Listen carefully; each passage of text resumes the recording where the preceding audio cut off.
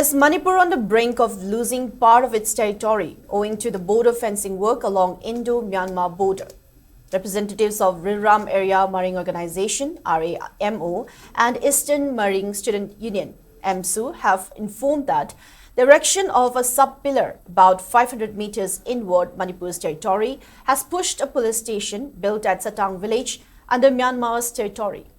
According to Chairman of RAMO, K. Prakash Maring, the matter came to light during a visit to Toktong village, where the team of RAMO and EMSU paid a visit to inquire about a recent physical assault incident of one Marine man named T.H. Merang Singh Maring by Myanmar-based PDF.